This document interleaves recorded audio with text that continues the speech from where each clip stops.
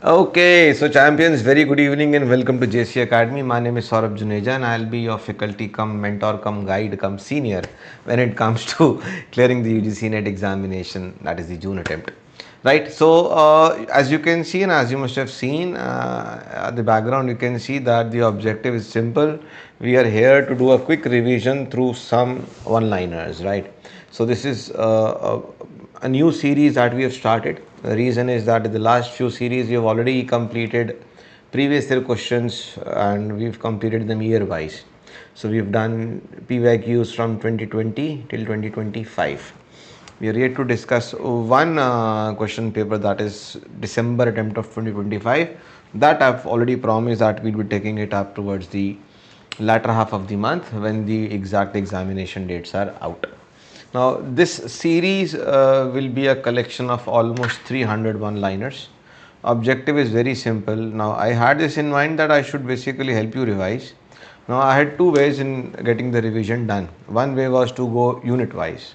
When I looked back, and we already had a playlist wherein we revised these topics unit-wise, but it's been quite a long time that we took up one-liners as well. Why one-liners? Because one-liners are supposed to be the quickest way for revising the entire syllabus. So here I am yet again, and another information is that going forward my lectures would be on Tuesdays, Thursdays and Saturdays.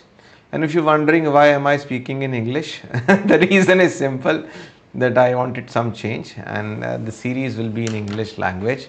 So in case you get stuck, in case you're not able to understand whatever I'm saying, in case you feel like that I need to speak in Hindi as well, do not hesitate. आपको अगर लगेगा any specific term which I speak is not understood, please do let me know. मैं उसको हिंदी में समझा दूंगा.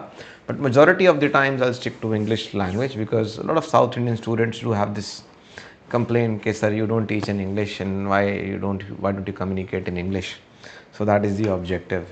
No offenses to any kind of language or any kind of ethnicity or any background. The thing is that since I can speak in both the languages, I thought I should basically reach out to all these sorts of students, right? So Nilima ji, स्वागत है आपका. Very good evening. Prachi ji, good evening. Shefali ji, very good evening.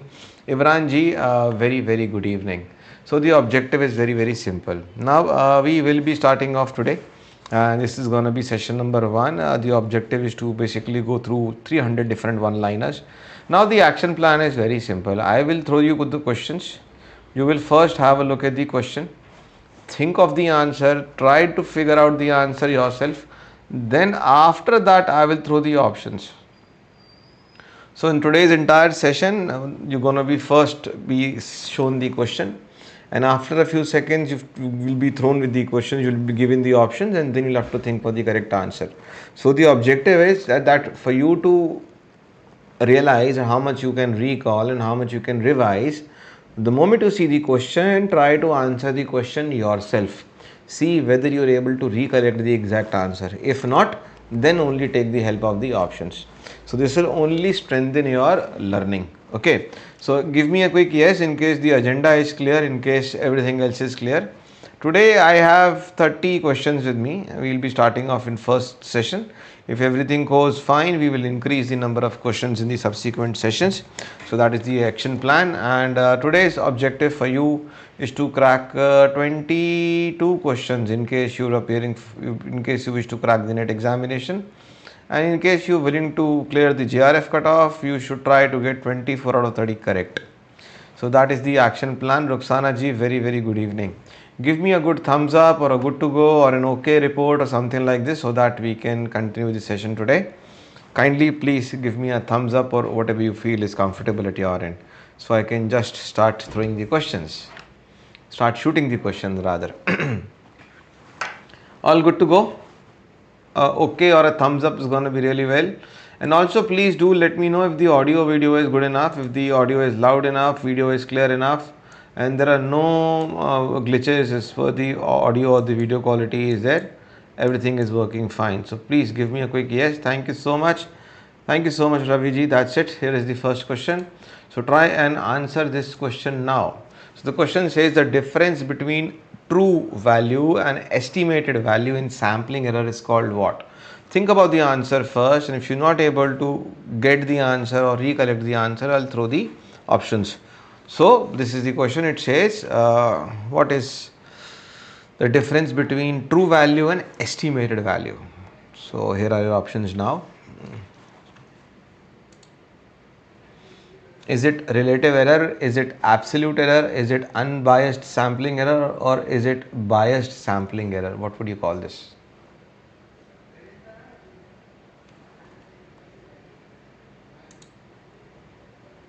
What would you call this?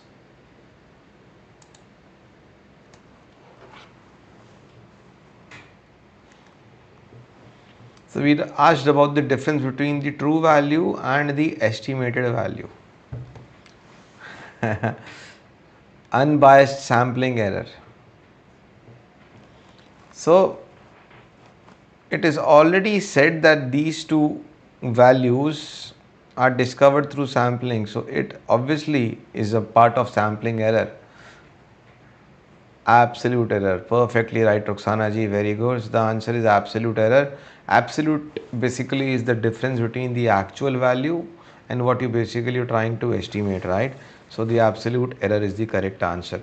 So absolute error is the difference between the approximate figure, the one we've approximated, and the original quantity. Relative error is the ratio of the absolute errors to estimated values. So the relative error is a comparison. So relative error is relative, which is kind of a comparison. It will basically come out to be in a form of a ratio. Absolute error, you will get an exact value. It will also have units. Comparison won't have units. This is the ratio of absolute error to the estimate value. Statistical errors which raise in the normal course of investigation on account of chance are called unbiased errors, whereas biased errors are those errors caused by any bias on selection of sample. So the sample selection has been through bias, the errors coming out would be biased errors. Chalo ji, let's go to the next question. Diffusion of innovation theory is associated with. So who gave the diffusion of innovation theory? Who gave the diffusion of innovation theory? Try to recall the name of the person. If not, you can seek my help. Okay ji, here is your help.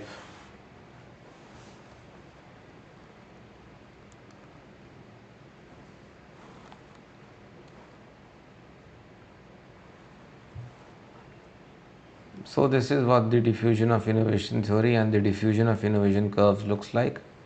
It is a bell-shaped curve. The very first portion is 2.5%, and then there are 13.5% people, and there are 34% on either side, and the last ones to go are 16%. These are innovators. These are early adopters. This is early majority. This is late majority, and these are the laggards. I hope you remember. So the concept was given by Everett Rogers.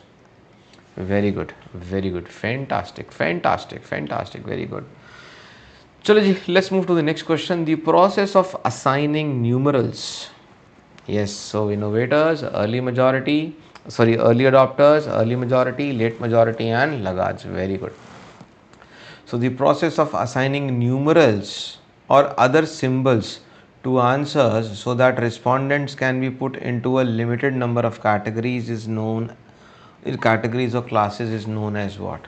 So we are assigning numerals or symbols so that we can probably categorize the responses in different categories, makes it easier for us. What should this be called? We have also done the same question in one of the previous sessions. What is the answer? The answer is it tabulation, is it editing, is it coding, or is it classification?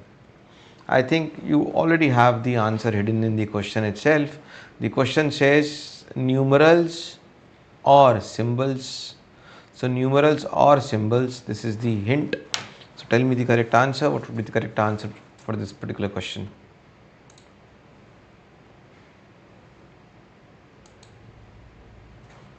Perfectly right. Option C is absolutely correct. The answer would be coding. when we are basically converting them into certain sort of codes. This will be coding. So it refers to the process of assigning numerals or other symbols to answers so that respondents can be put into a limited number of categories or classes. Very good. Let's go to the next question. Question number 4. Dash segmentation includes customers' attitudes towards the brand, their knowledge base, and loyalty towards the brand. So this basically tells us about different types of segmentation or different ways in which we segment. This is what basically it is being asked, and it talks about which type of or which way of segmenting includes customers' attitudes towards the brand, their knowledge base, and loyalty towards the brand. Okay.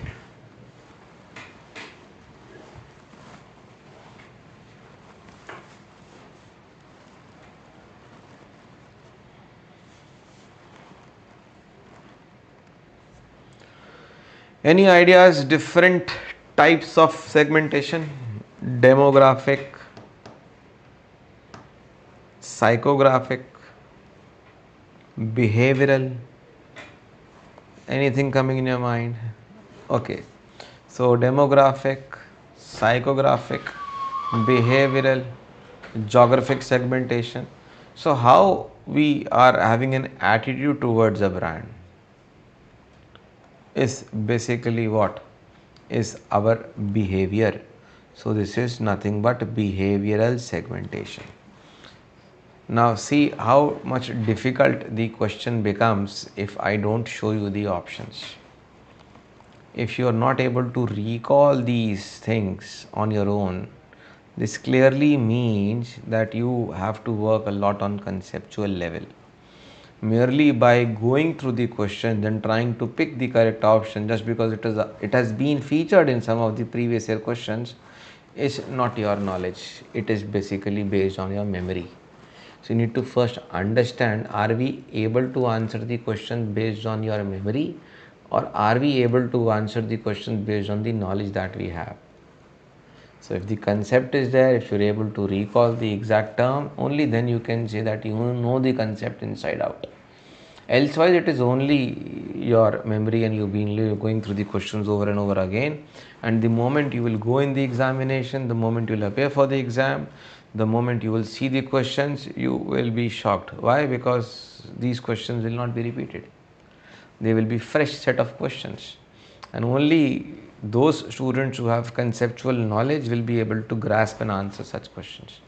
So you may do hundreds of marathons online on YouTube, no harm, but make sure these marathons are not basically helping you in memorizing the answers. These marathons should end up helping you understand the basic concepts. If that is not being done, you will not be benefited. That is the only input I'm trying to give. Chalo ji, at which product level brand positioning and competition would take place? So at which level? So there are 5 levels. This is how the book explains those levels. Level 1, level 2, level 3, level 4 and level 5. This is the core product. This is the basic product. This is the expected product. This is the augmented product. And this is the potential product. So the question is talking about which of these levels. So the basic product, second level, the third level, which is the expected product, augmented product, or the potential product. So the moment it says at which product level, brand positioning and competition. Positioning is clearly based on differentiation. Differentiation is based on the USPs offered by the product, and this is where the brand adds absolute value, and this happens at the augmented level. What are the features, what are the benefits, what is the value addition that we are giving in comparison to our competitors, and this is how we are augmenting our product. Option C is absolutely correct. Chalo ji, hi Shubhra, how are you doing? Very good evening. Chalo, I hope everybody is enjoying today's challenge. Give me a yes or a thumbs up in case you're enjoying today's challenge. So I thought of having a little twist in the way we revise because something different has to be done, right? Okay. So Kathy Prinkles, how are you doing? Very very good evening. Question number 6. Here it is. Dash represents the percentage of customers who actually convert to buyers or sign up. So what would represent the percentage of customers who actually convert to buyers or sign up? Now there is a specific term. Now what the term is it gain rate, is it defection rate, is it yield rate, or is it declining rate? So each of these terms is very important and all of them have been asked in previous year questions. So you have to tell me what is the answer for question number 6. Now today's session is going to be slightly twisted, right? So just take it as it is, and I would like you to enjoy the session. So that's it. Question number 6. Now gain rate is when you are gaining, when you are improving. So suppose last term you added 6 customers, now you're adding 7. Then you start adding 8. So you're gaining in terms of gaining customers. Defection rate is when customers start leaving you. Declining is basically reduction in the number of customers joining you. The answer to this question is yield rate, where we are basically trying to understand how many get converted into actual buyers or how many actually end up paying for the products or services. That is the yield rate. Chalo ji, let's go to question number 7. Which term used to denote the consumers who bought less during a particular period? So this is a follow-up question. The answer you can see over here. Which term will help you understand or denote the consumers who bought less during a particular period? So who bought less? I think I've already given you a hint over here. So here are your options: new customers, gainers, defectors, or decliners. So the new customers can also be termed as first time buyers or the first time users in case they are consuming services. Gainers, defectors, or decliners. What would be the answer for question number 7?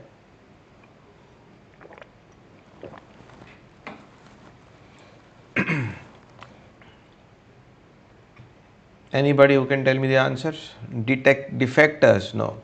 Defectors are who are leaving, who are not going to use your products and services anymore.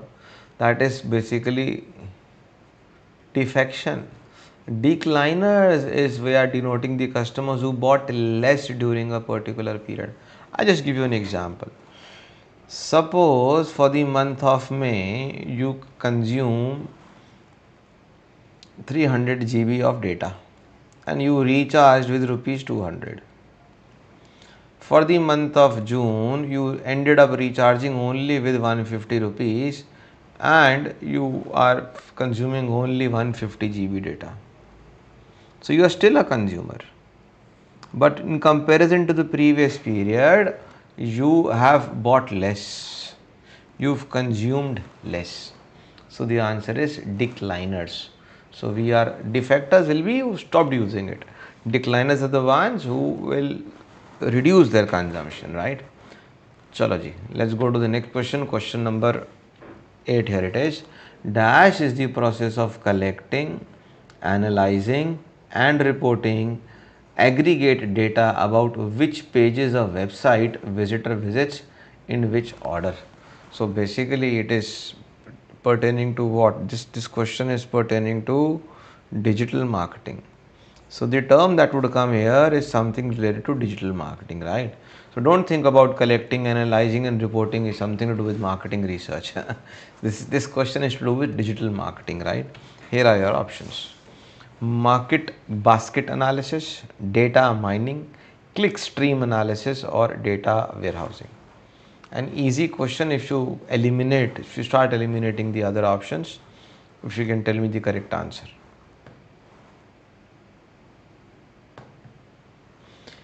Question number 8. Hanji, if you can tell me the answer.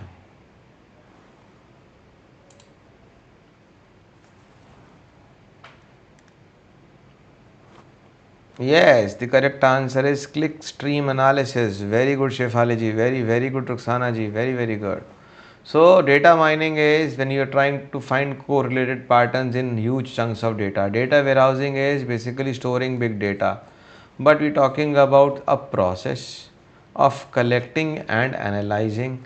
So, collecting and analyzing is basically close to analysis.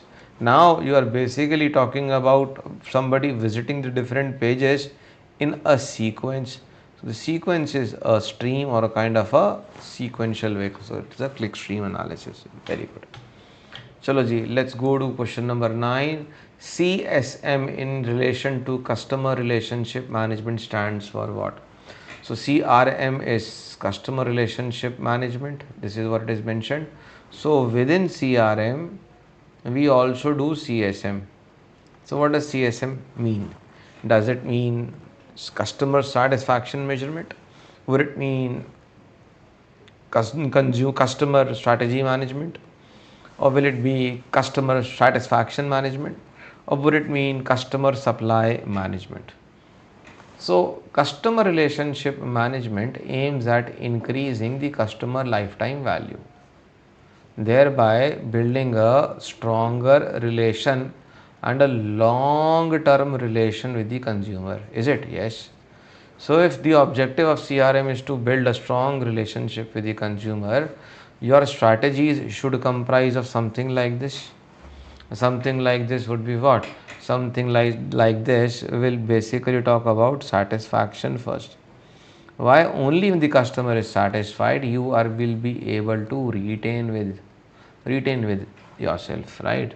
So customer retention is possible through customer satisfaction, right?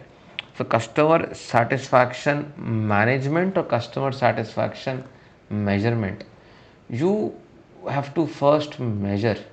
So the correct answer would be customer satisfaction measurement.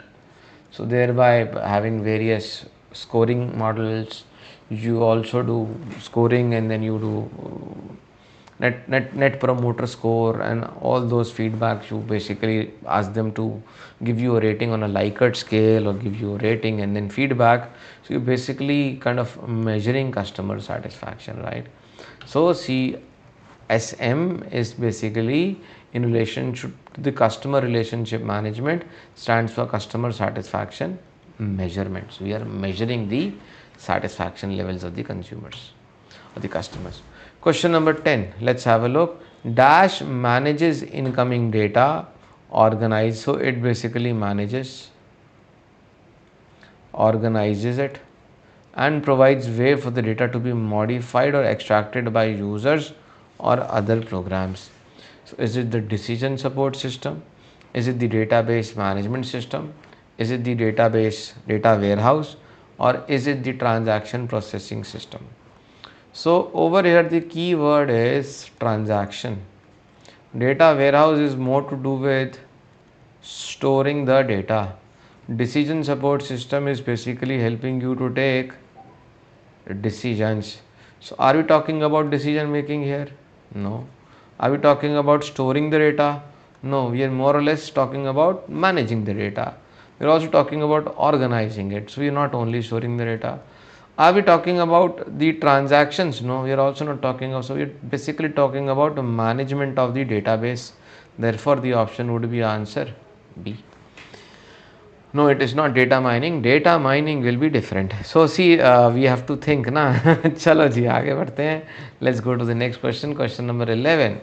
Dash is the value of a brand or can be summarized as the perceived value by consumers over other products. So it is pertaining to the value of a brands or a brand as perceived by the customers. So the customer's perception of value is termed as what? Is it brand loyalty? Is it brand equity? Is it brand switching? Or is it brand salience? Shubhra is saying, sir, it's brand equity, and it is perfectly right. Brand equity is the consumer's perception of value. Brand loyalty is the ability to do repeat purchases. Chalo ji. Fantastic, fantastic. Let's move ahead. Let's go to question number 12. So when a consumer is buying a car for the first time, it is a big decision at it as it involves high economic risk. Which of the following buying behavior is encountered here? Is it the dissonance reducing buying behavior? Is it a habitual buying behavior? Is it the variety seeking buying behavior, or is it the complex buying behavior? We have done this concept in the previous sessions and everybody should get it correct. All those who attended the previous session should be able to get this correct. And it is an easiest of all the four. Perfectly right. It is a complex buying behavior. Why? Because you show high involvement and significant differences between brands, and these are the two defining factors for a complex buying behavior. Perfectly right. Let's go to question number 13. Here it comes. Dash nature of entrepreneurship helps to counter stagnation within the firm or transform the slow growth of the company into a high growth. Now this is what makes entrepreneurship different than entrepreneurship. This is what makes entrepreneurship different than entrepreneurship. So dash nature of entrepreneurship. I'll give you some hints. Independent nature of entrepreneurship, developmental nature of entrepreneurship, restorative nature of entrepreneurship, or variable nature of entrepreneurship. So we're talking about a nature which helps to counter stagnation. So we're countering stagnation. What is the answer in this case? What nature?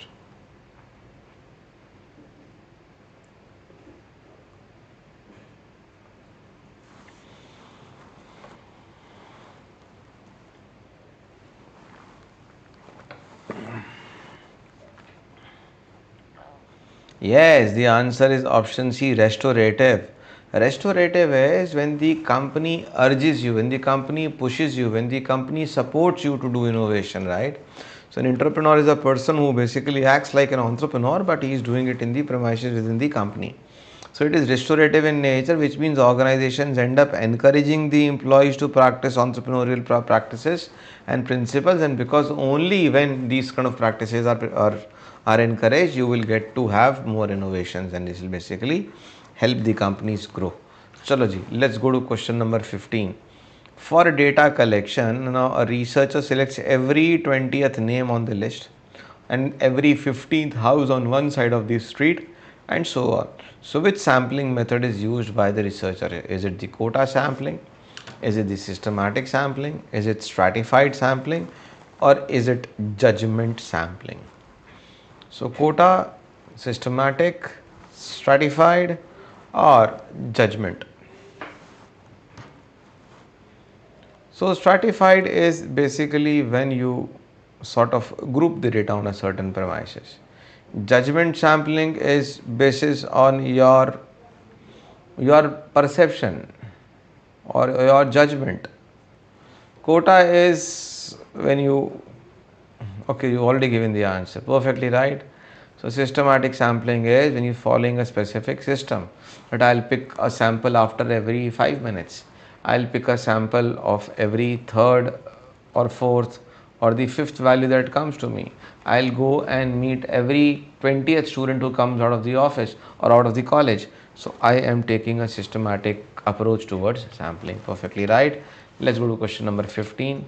Who viewed entrepreneur as a non-fixed income earner with known costs of production but uncertain income and therefore operating at a risk? So he's saying who gave this logic that the entrepreneurs do not have a fixed income and they know the cost of production, but uncertainty is there in the income and therefore operate at a risk. So this gentleman explained why entrepreneurs are risk prone, because for them expenses are fixed but income is not fixed.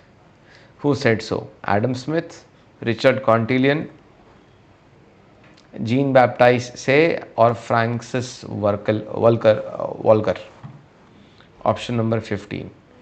Now the correct answer is Richard Cantillon. He said so. Chalo ji.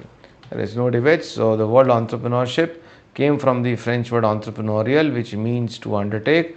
The French economist Richard Cantillon defined entrepreneur as having non-fixed income, and he knows the cost of the production but has uncertain income. Perfectly right.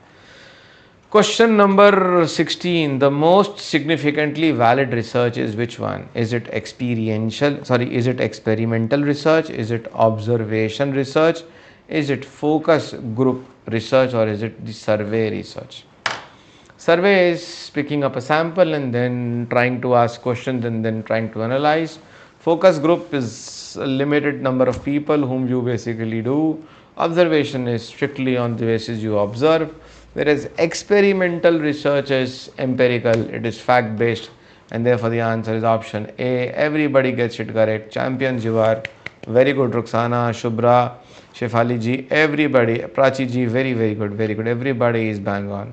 Perfectly right. Chalo ji, let's move on to the next question. But before we do that, just to remind, we also do have a revision batch in English और हिंदी में भी है. और एक बड़ा surprise हम लेके आ रहे हैं. 1 जुलाई से we will be starting a fresh batch for December 26, and this batch would be in English language. And if in case you wish to learn from us, in case you wish to join us, you're most welcome. As of right now, these two recorded batches are available for you to just do a quick run through or a revision of the entire syllabus. If you wish to, you can do that. Chalo ji, let's move to question number 17. Here it comes. Please pay attention and let me know the correct answer. Question number 17. The theory of andragogy. One thing is pedagogy, another one is andragogy, is related to the theory of what? Adult learning, child learning, social learning, or teacher learning.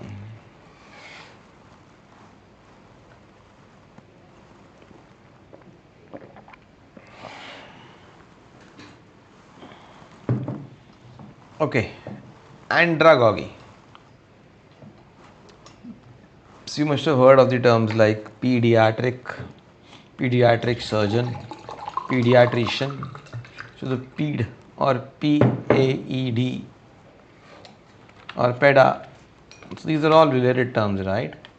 So if it is for the children, what would be for adults? Pedagogy is for child. And then which one should be for the other way around? Yes, it is adult learning, andragogy. Gogy is the way we learn, so it is learning is andragogy.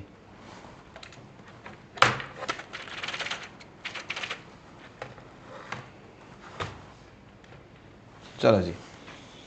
So andragogy, adult learning, or the theory of andragogy, is the concept of study of how adults learn and how it differs from children. It aims to show how adult learning is distinct and identify the learning styles which suit them best.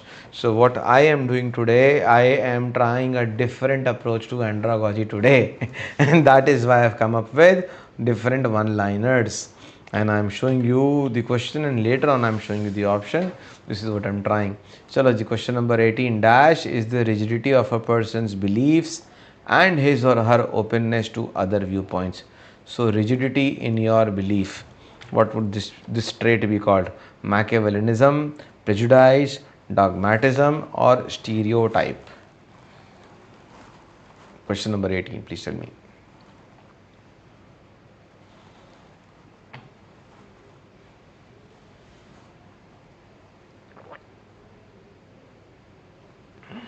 So rigidity in beliefs, what would the answer be? No, this is not prejudice. Prejudice is when you already have something against somebody, when you kind of biased for somebody. You already have some sort of grudges or some sort of perception already built for a customer, for some kind of an envy or some kind of, that is what prejudice is all about. You must have heard of the book Jane Austen's Pride and Prejudice. It basically depicts this. So prejudice is not the case. Yes, the answer, Ravi, is correct. It is dogmatism. So dogmatism is what? So dogmatism pertains to the rigidity of a person's beliefs and his or her openness to others' viewpoints. So you are very rigid to somebody else's viewpoints. You only listen to what you think is correct, right? Chalo ji, very right. Yes, yes, chalo ji. Which of the following is a technique that helps to understand the behavior of other people so that communication becomes effective? Now, this is one of the most important topics that you can come across in organization behavior unit number 2. So, what is the name of that technique? I'm giving you hints: simulation exercises, sensitivity training, mentoring, or transaction analysis.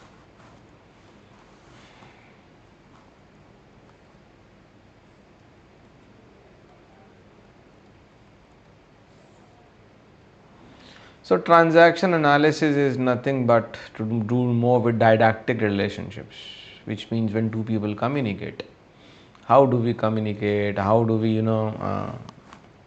talk is what we transact, and the way we transact is basically how we are able to communicate between, and transaction analysis is nothing but option D is the correct answer. So the 19th answer is D, not sensitivity training. Do not get confused with the term sensitivity training. This is something when we are talking about other aspects, but over here we are basically, the objective is to help you communicate effectively. For a better communication, transaction analysis is needed. So life roles, Johari window, knowledge of self, and then transaction analysis, pack ego model, all these things will come here. Chalo ji.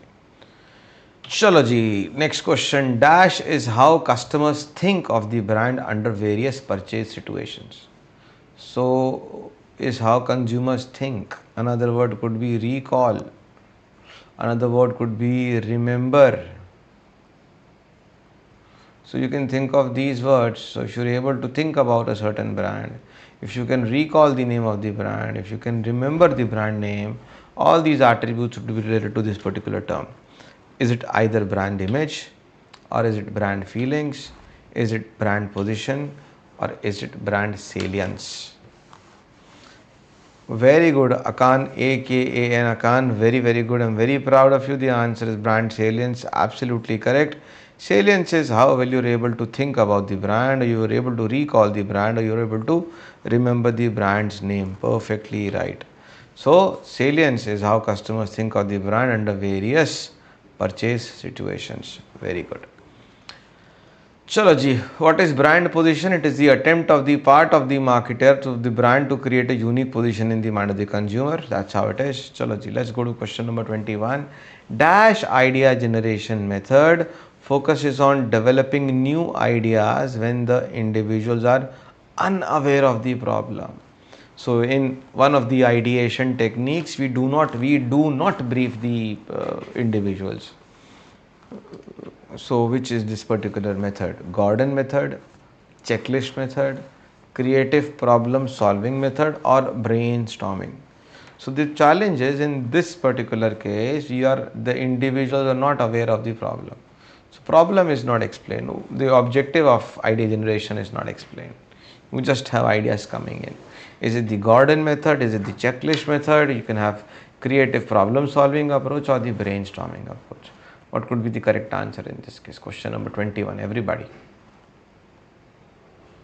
I'm so happy that you guys are participating even though I'm speaking in English, because what I initially thought was that if I'll take up a session in English language, many of you might not turn up, or even though if you turn up, you might not stick with me for a longer time period, right? But I think change is welcome, and I really appreciate and thank you everybody for sticking along and enjoying the session as well.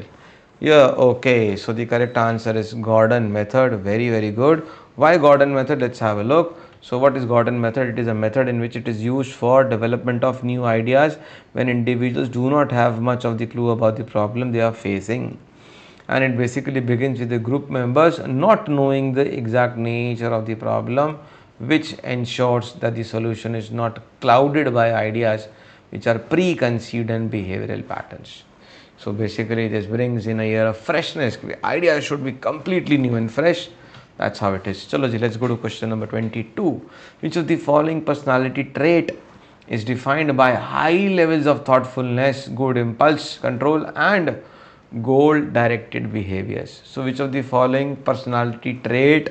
So, we are specifically talking about a certain kind of a trait. So, you must have heard of an ocean model, big five personality traits, right? So, which of the following traits is defined by what? High levels of thoughtfulness, good impulse control, and goal directed behavior? Is it openness, conscientiousness, extraversion, or agreeableness? Very good. Conscientiousness is being at an elevated conscious level. So once you're conscious, you know what you're doing. Once you're conscious, you know how you're behaving. Once you're conscious and self aware, you have better control over your impulses. And that is what it is. So it is conscientiousness. B is the correct answer. The champions, you're doing absolutely fantastic. Let us have a look at question number 23. Which of the following feasibility study allows an organization to determine cost benefit analysis? So the moment you say cost benefit analysis, money comes into picture. So these are the four options: technical feasibility, financial feasibility, market feasibility, or organizational feasibility. Please answer the question.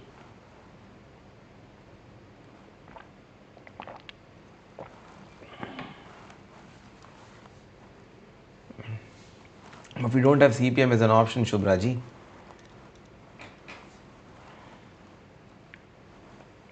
So feasibility studies are of many type, but the financial feasibility talks about whether or not the project will be viable, whether or not we'll be able to break even, whether or not we'll be profitable, how will we be spending our money, what would be the sources of income, what will be the various routes through which we will start earning revenue. These questions are basically catered to and addressed in a financial feasibility study. So it basically sees the financial sustainability of a project. So you're trying to understand whether or not we'll be able to sustain the business financially. Chalo ji, let's have a look at question number 24. Which of the following logistics is needed in the event of a replacement or return of the products, or for refurbishing, repairing, exchange, disposal, or recycling? Okay, ji, please tell me the correct answer. Will it be inbound logistics? Will it be outbound logistics? Should it be reverse logistics or the third party logistics? What would be the correct answer in this case? What kind of logistics does end up helping you in refurbishing, helping you in getting repairs, helping you in getting exchange, helping you in getting disposal or recycling? So in this logistics, the movement is the other way around. From the customer, it is towards the manufacturer, and thereby it is nothing but a reverse logistics. Option 4, option C is absolutely correct. Perfectly right. Chalo ji. Now in 2010, Hofstede came up with 5 dimensions of the cultural dimensions. Everybody knows it. But later on, after some time, Hofstede added another 6th dimension. So the question is that which is the 6th dimension that was added by Hofstede in 2010? So the question is asking which of the following is the 6th dimension which has been added by Hofstede. Is it masculinity versus femininity? Is it individualism versus collectivism? Is it power distance index? Is it indulgence versus self restraint?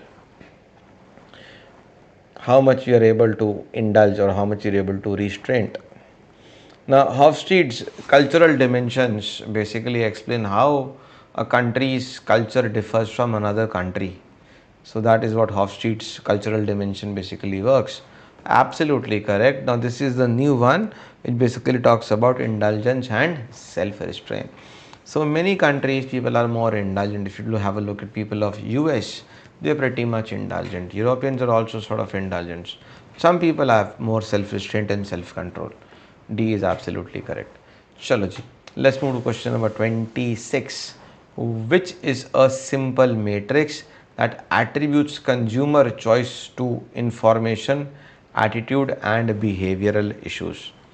So we are talking about some special sort of matrix that attributes consumers choice to information, attitude and behavior. So we are basically talking about the consumer's information, thereby changing his attitude and then his eventual behavior. What are we talking about over here? Are we talking about low involvement learning model?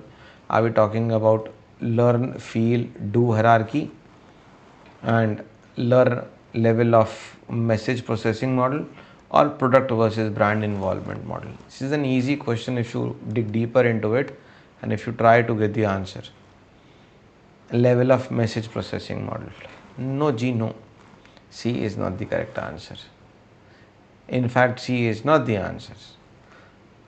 Harsha is saying option number D, product versus brand involvement. No. The correct answer is learn, feel, do.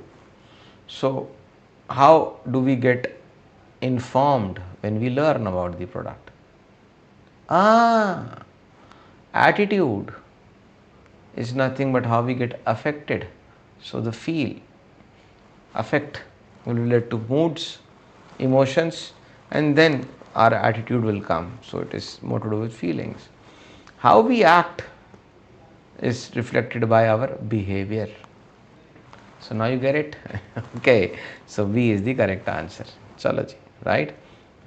So the learn, do, feel hierarchy, the learn, feel, do hierarchy is simple matrix that attributes consumers choice to information, that is learn, attitude is where we feel and behavior is where we end up doing certain things. Chalo ji. Let's move to question number 27. Which of the following theory describes that three universal needs for existence, relatedness and growth? Existence, relatedness and growth constitute a hierarchy of needs and motivates behavior. So this theory is based on what? Maslow's hierarchy of needs theories, because it is also talking about existence, other things. So what is this? Is it Alderfer's ERG theory? Herberg's hygiene theory? The path goal theory or the goal setting theory? Everybody must have figured it out by now. I have already mentioned the name of the theory while I was explaining these three things. So ERG, of course, is Alderfer's theory, and it basically aligns with Maslow's hierarchy of needs theory. Very good champions, very good. You guys are indeed champions. Which of the following is informal workplace? Sometimes garage, where entrepreneurial teams work to develop a new product. So within a company you may be given, and this is how India's space research program started. If you go through the autobiography of APJ Abdul Kalam, The Wings of Fire, so when India started its space research program, they were given a place out in a small abandoned church. So they were given a small church to start their space research program. Very much similar to what is happening over here. So it is not garage team, it is basically, now please try and understand. Team is not the answer. Why cannot team be the answer? Team is basically a grouping of people, a collection of people. Are we talking about a collection of people, or are we talking about a certain workplace? What are we talking about? So we're talking about a certain workplace. We're not talking about a group of people, right? So these couldn't be the answers any which ways. Think it like this. Yes, this is how ISRO started. Read about it. So the very first space they got was somewhere down south in a church. And they took the rocket pieces on bullock carts and on bicycles, and this is how they started. So the answer to this is Skunk Works. Skunk Works is an innovative but informal undertaking involving few people who do not work within the set formalities to research and development set up within an organization. So, chalo ji. Question number 29. Dash is the ultimate depth of psychological and emotional connect. Ultimate. Ultimate depth of psychological and emotional connect. Emotional connect, psychological connect a consumer has with the brand. Is it brand bonding? Is it brand resonance? Is it brand feeling? Or is it the brand connect? Please let me know the answer for question number 29. Bachapati, also do let me know how did you like the session today, and if you wish we can increase the number of questions. So from 30 questions we may increase it to 40-45 odd questions, whatever we can do in a span of 1 hour or so, right? And if the pace of teaching is okay, let me know. In case you want me to go a little more faster the next time when we come, we can do that as well. 29th ka A. So brand bonding is no term. The exact term is brand resonance. How much you resonate with the brand, how much you are in sync with the brand, how much you are connected to the brand. So the correct answer is option B. Chalo ji, thank you so much, thank you so much, thank you so much. Let's move on to the last question of the day. Thank you so very much. Which of the following is true about descriptive research? Descriptive research. It basically helps in critical evaluation. It basically is helping analyzing information. Is it helping in testing hypothesis, or is it basically finding facts? Descriptive.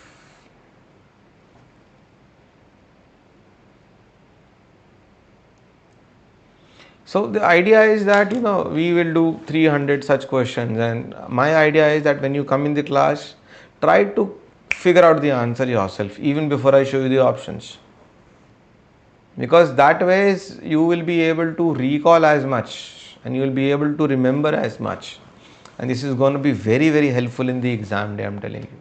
So just merely by going through the previous year questions will not enrich your learning, this is for sure. Question number 30, the answer is finding facts. So descriptive research helps us to find facts.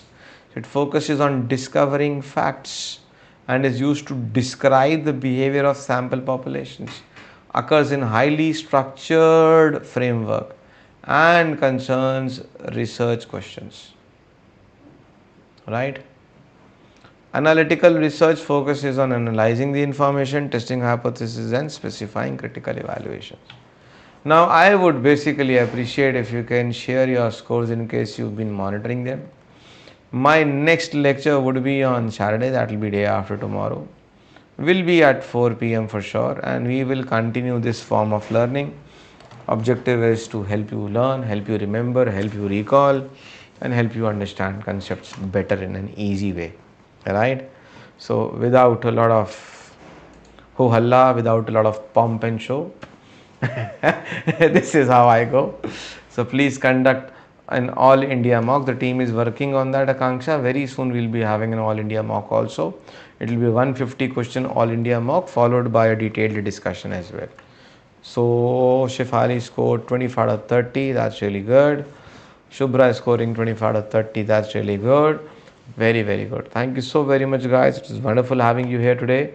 In case you enjoyed the way we teach, the way we put in efforts, the way we try to bring variations in your learning style just to help you keep going, just to help you learn better, don't forget to like, share and subscribe the channel. I'm going to see you on Saturday. Till then, bye bye, God bless you, take care. We'll come up with session number 2 for the very same objective, that is learning. Chalo ji, bye bye, God bless you, take care, have a great evening.